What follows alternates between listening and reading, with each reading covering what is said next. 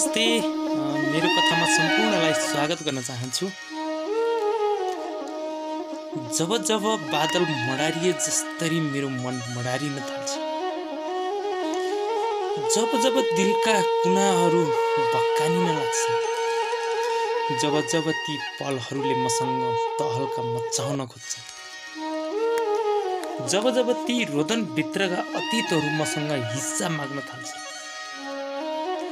जब जब ती पललाई सम्झिँदा मनभित्र बादल मडारिए जस्तै मडारिन थाल्छ, जब जब ती फोनका मिठास कुराकानी मेरो कानमा गुन्जिन थाल्छन्, जब जब तिनको मिठास फोन कलहरूले मलाई सताउन थाल्छन्, जब जब ती अतीतका पलहरूले मलाई दिलमा किला गाड्न थाल्छन्, जब जब ती रमाएका दिनहरूले मसँग तहल्का मचाउन खोज्छन्, जब जब ती मैले गरेका र उनको मुस्कान र उनको सुन्दर मुहारले मसँग दिलमा ठाउँ खोज्न थाल्छ, तब क्रमशः म यसरी नै यो सम्पूर्ण कहानीलाई मैले मेरो गीती कथा मार्फत तपाईहरु माझमा सम्प्रेषण गरेको छु। निर्मिरेका घाम जस्तै ती सर्किँदा अतीतहरू, ज्वालामुखी दन्के जस्तै जलिरहेको त दिलको छेउ कुनाहरू, र विगतका ती छटपटिएका ती पल पलका मिठासहरू र ती कुराकानीहरू र यो रोदनभित्र तहल्का मचाइरहेका ती हरेक क्षणहरू, सारा पीडाहरू र प्रेमका भोगाइहरू, अनुभवहरूलाई शब्द शब्द टुक्का टुक्कामा समेट्ने प्रयास गरेको छु। उताप चढाव जिन्दगीमा खुसीहरू, मनभित्र गुम्सिरहेका शब्द शब्दहरू आज म तपाईलाई सुनाउँदैछु। मेरो कथा मार्फत तपाईलाई म सुनाउँदैछु। कहिले हिमाल त कहिले तराई पहाड, ती डाँडा काँडाहरू र त्यो हरियाली जङ्गल, मेलापात घाँस दाउरा अनि पौडी खेल्ने ती साना खोलीहरू, स्कुल जाँदा जिस्किएका ती अतीतहरू आज धेरै वर्षपछि सम्झिन मन लाग्यो। र मेरो जन्म दैलेख जिल्लाको भैरवी गाउँपालिकाको गैरासरू भन्ने ठाउँमा विक्रम सम्वत 2055 साल 10 महिना 3 गते सामान्य परिवारमा भएको हो। र म घरको कान्छो छोरा हुँ। मेरो बाबा आमा त्यसैले सामान्य किसान हुनुहुन्थ्यो र म सानै वर्षको हुँदा मेरो बाबाले संसार छाडेर जानुभयो। म सानै भएको कारणले मैले खासै म बाबाको मायामा रमाउन सकिनँ। त्यसपछि बालकमै बाबाले छोडेपछि नाना थरी कष्ट गरी आमाले मलाई हुर्काउँदै बढाउँदै मलाई यो स्थानसम्म पुर्याउनु भयो र मैले आमाको माया राम्रोसँग पाएँ र यो स्थानसम्म पुगेँ। जब म स्कुल पढ्दै गएँ, कर्मसम्म कक्षा 9 मा पढ्दै गर्दा कसैले मलाई मन पराएर मैले पनि उनको मायालाई स्वीकार गर्दै बिस्तारै प्रेम सुरु गरेँ। र केही वर्षमै अधुरो भयो मेरो प्रेम कहानी। र यहीँबाट मेरो कथा सुरु हुन्छ।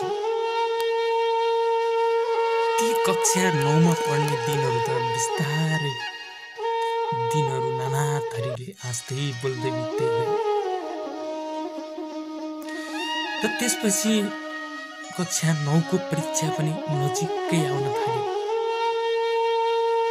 र केही उनको चिन्ताले मनमा ज्वालामुखी दन्किरहन्थ्यो त केही परीक्षाको चिन्ताले मलाई मायाको आवाज र कुराकानीले सम्झिन्थ्यो र किताबलाई निकालेर पाना पल्टाउन थाल्थे। तर ती पानाहरूमा पनि मेरो आँखाले उनकै तस्बिर झल्कती देखिरहन्थ्यो। अनि स्कुलका अतीत सम्झँदै म टोलाउन थाल्थेँ। र मसँग भने त्यति बेला सानो स्काई मोबाइल हुन्थ्यो। खासै एनटिसीले घर नजिक काम नगर्ने भएकाले मैले कुनै जुक्ति लगाएर आमासँग मोबाइल किने र उनीसँग भने मोबाइल नभएको कारण उनको बाबा आमाको मोबाइलबाट फोन गर्ने गर्थेँ र म उनको फोनलाई कुर्दै बस्थेँ र अर्को फोन मेरो मोबाइलमा घन्टी बज्दा उनकै फोन हो कि भन्ने आशा लाग्थ्यो र मोबाइलबाट गरेका कुराकानी र दिनमा जिस्केका अतीत मेरो मनमा धेरै बल्झिरहन्थ्यो र जसोतसो कक्षा 9 को परीक्षा सकेर स्कुल केही दिनको लागि बन्द हुन्थ्यो। तर ती बिदाका दिनहरू करिब 8-10 दिन बिताउन मलाई 8-10 वर्ष लाग्थ्यो। जसोतसो बिदाका दिनहरू बित्दै गएर म रिजल्ट पनि नजिक आयो। रिजल्टमा पनि नाम निक्लियो र मलाई रिजल्ट भन्दा पनि उनको माया प्यारो लाग्थ्यो। मलाई परीक्षा र मेरो इक्जामको रिजल्ट भन्दा पनि मलाई उनको माया एकदमै प्यारो लाग्थ्यो।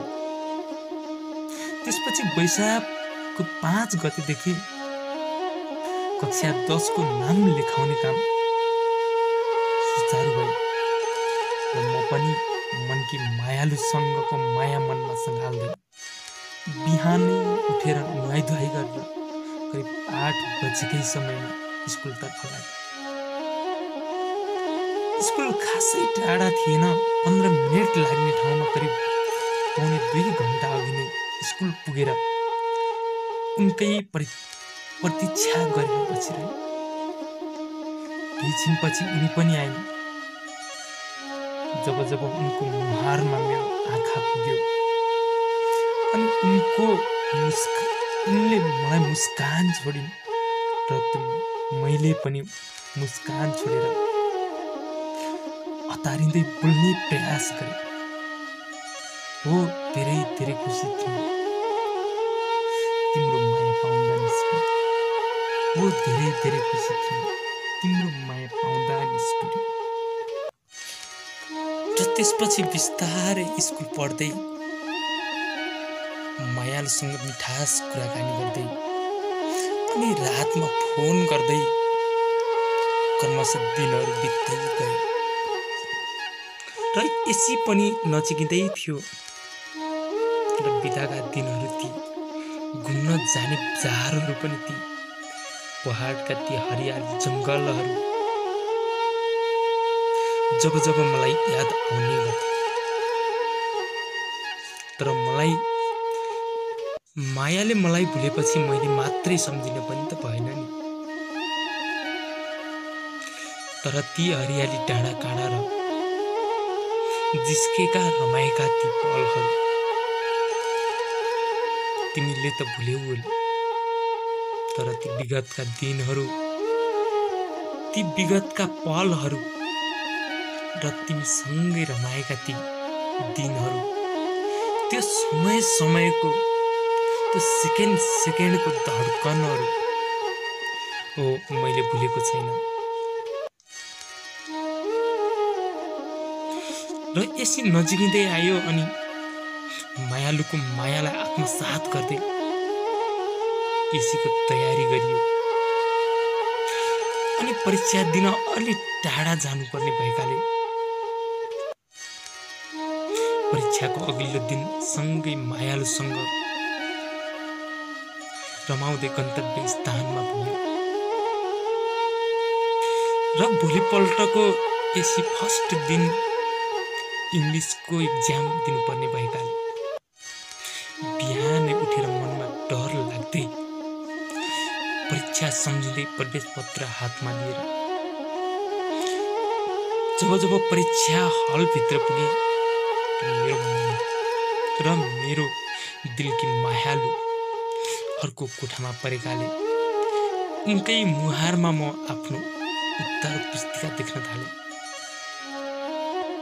र मनलाई सम्हाल्दै जसोतसो पहिला दिनको परीक्षा सकाएर बाहिर निस्के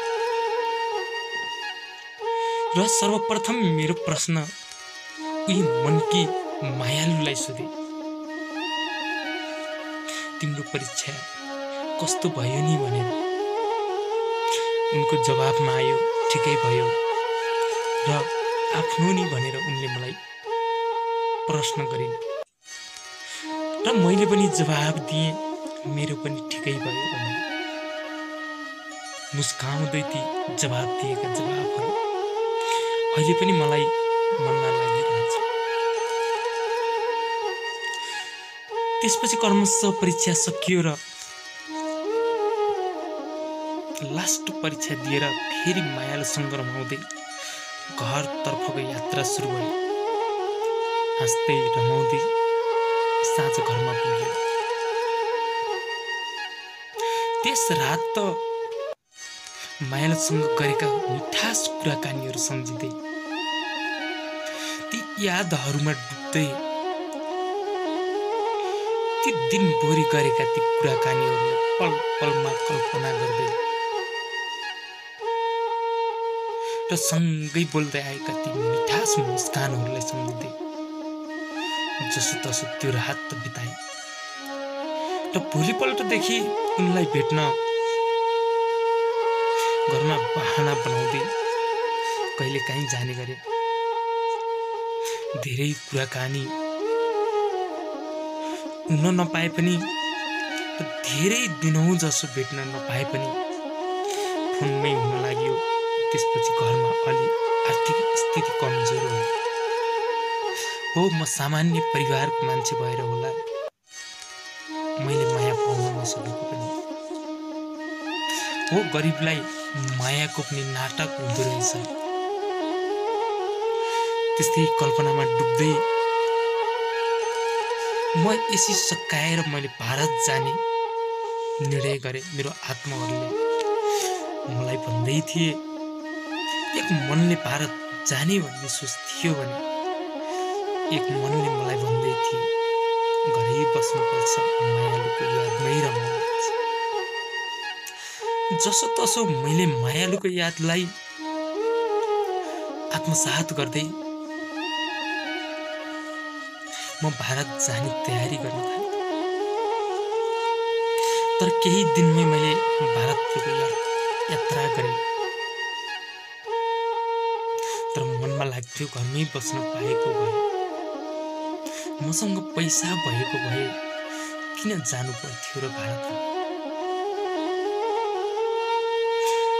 तर घरको आर्थिक स्थिति अनुरूप जसोतसो साँझ सुर्खेत पुग्नुपर्ने मलाई बाध्यता थियो र मैले आत्मसात गर्दै म भारत जाने निर्णय गरेरै छोडेँ र म भोलिपल्ट बिहानै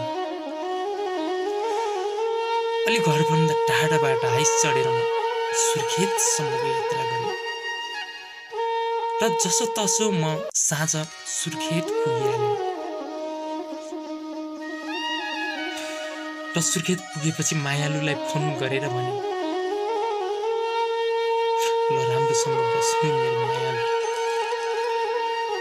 मेरो मायालाई सम्हालेर राख्नु भने।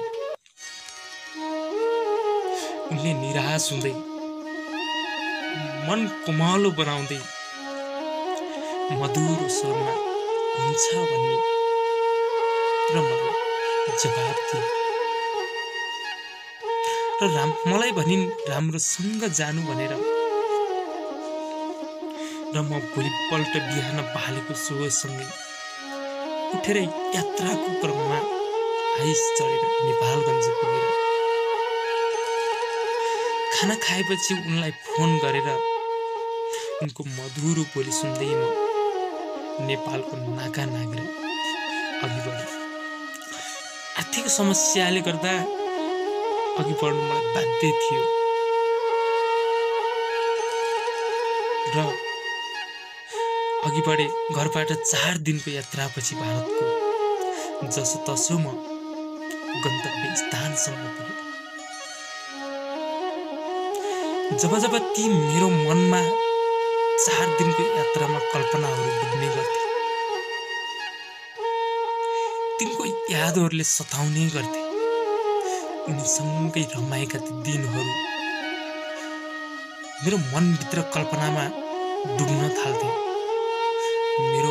मैले सम्झिँदा मेरो मनभित्र किला गाडिए जस्तो हुन थाल्थ्यो। उनको याद आउँदा मलाई मेरो मन तडपिन थाल्थ्यो र भारतमा सिधै सिम निकाल्न जसोतसो भारत पुगिसकेपछि सिधै सिम निकाल्न नमिल्ने भएकाले 1-2 महिना बितिसके। त्यसपछि मैले टुलाउँदै मेरी ती चराचुरुङ्गी र आकाशमा उड्ने ती बादलहरूले सुत्न थाले। मेरी माया के गर्दै होली, मेरी मायाले के गर्दै होलिन् यति बेला, मेरो माया कहाँ होलिन्, मेरो मायामा कति तडपिएकी होलिन् भन्दै मैले त्यो आकाशमा मडारिरहेको बादललाई प्रश्न गर्न थालेँ। ती नजिकै आएर चिरबिरी गर्ने सरीका ती आवाजहरूलाई मैले प्रश्न गर्न थालेँ र देखिने ती डाँडा काँडालाई मैले प्रश्न गर्न थालेँ। ती हरियाली जङ्गलहरूलाई मैले प्रश्न गर्न थालेँ के गर्दैछन् मेरी माया भनेर। हो तिनी अनेकौं हो कस्ती छन् सन्चै होलिन् भनेर मैले कल्पना गर्न थालेँ। हो तिनी अनेकौं कल्पनाहरूमा हराउन थाले र सोधे के सन्देश बोकी ल्यायो हे बादल, हो के सन्देश बोकी ल्यायो हे बादल, अब पालन स्वीकार।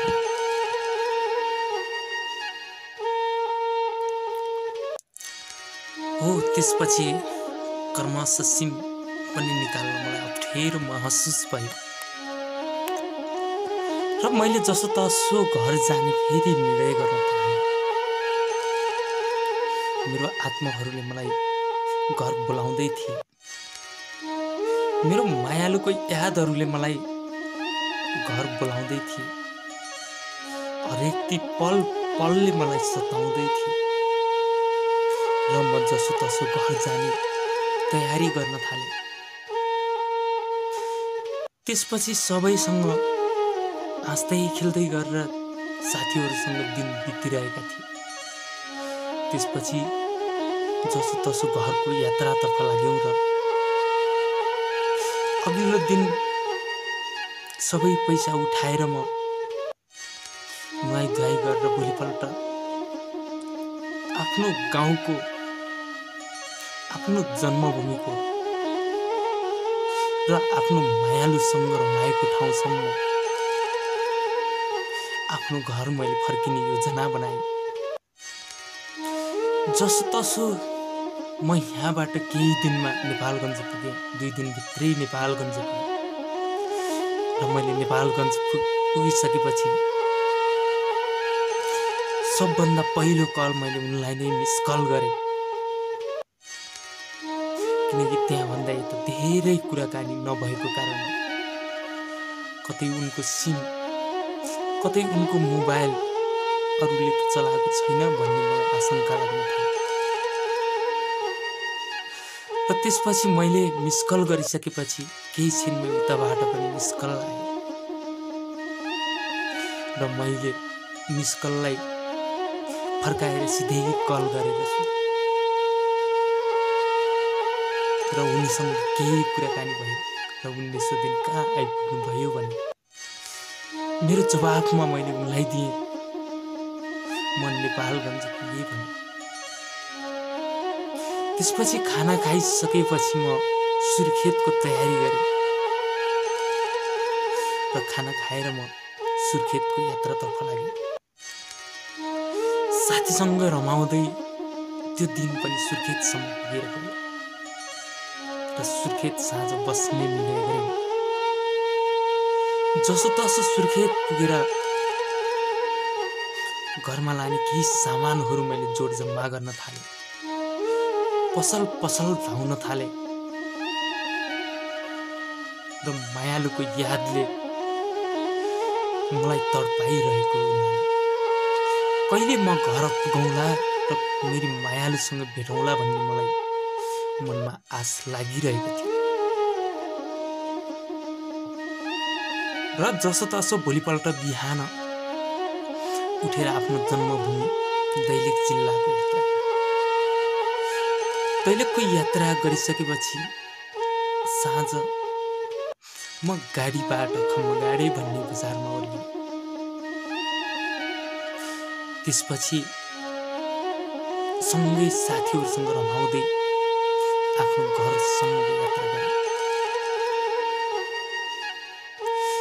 र घरमा पुगेपछि सम्पूर्ण खुसी हुन थाले।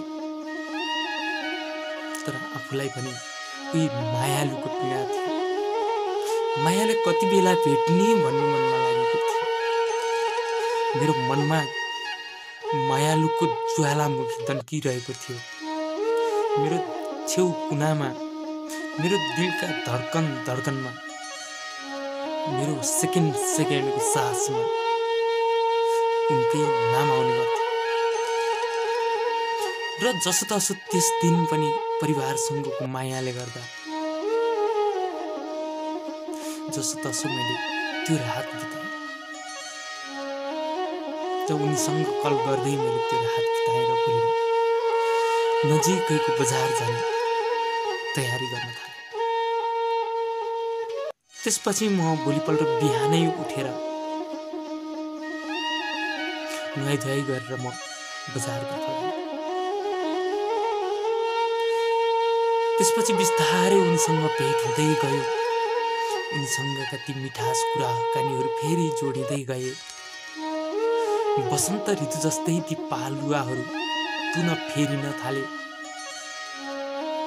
र त्यसै गरी एसीको परीक्षाको नतिजा अलि नराम्रो आएकोले मलाई दैलेखसम्म जाने यात्रा गरेँ। र उनको परीक्षा पनि केही विषय उनीहरूलाई र मलाई पनि लागेको हुँदा सँगै दैलेख जाने निर्णय बनाएँ। र परीक्षा दिनको लागि दैलेख पुगेँ। र पूरकमा परेकोले परीक्षा दिएर फेरि आत्मसात गर्दै घर आयौँ। जसोतसो उनीसँग ती रमाएका पलहरू सोच्दै मैले दिनहरू गुजार्दै गएँ, काट्दै गएँ। र क्रमशः एसएलसीको रिजल्ट पछि हामी 11 सँगै पढ्ने सोच बनायौँ। र हामी सँगै पढ्न आदर्श मावि घुम्ने खालीमा हामीले नाम लेखाएर त्यहाँसम्म हामी पढ्न जाने कोसिस गऱ्यौँ। र बिस्तारै पढ्दै गयौँ। र ती दिनहरू पनि हाँस्दै बोल्दै र ती मिठास कुराकानीले बित्दै गए। त्यसपछि केही साथीहरूले अलग थरीका नाना थरी सोचहरू मलाई दिन थाले। अलग शब्दहरू ल्याएर मेरो सामु विश्राम गराउन थाले। ती सबै शब्दहरूलाई मैले छिचोल्दै म अघि बढिरहेँ। त्यसपछि स्पष्ट हुन थाल्यो कि उनीसँग मेरो माया किन टाढा हुँदै गयो भनेर। त्यसपछि बिस्तारै तिनी कुराहरू बुझ्दै जाँदा केही क्षणमै ती मायाका कहानी र बिस्तारै ती मायाका पालुवाहरू बिस्तारै अन्यत्र जिन्दगीतिर धकेल्न थाल्यो। र हामी टाढा हुन थाल्यौँ। त्यसपछि क्रमशः उनी पनि टाढिन थालिन् मसँग।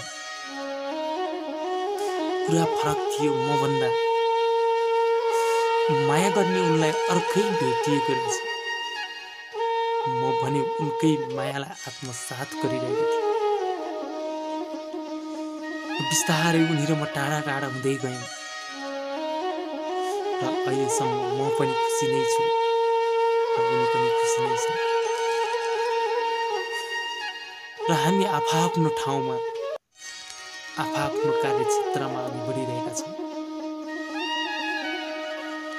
जिन्दगीका ती छेडछेडहरूले धेरै टाढा तर्काउँदा रहेछन्।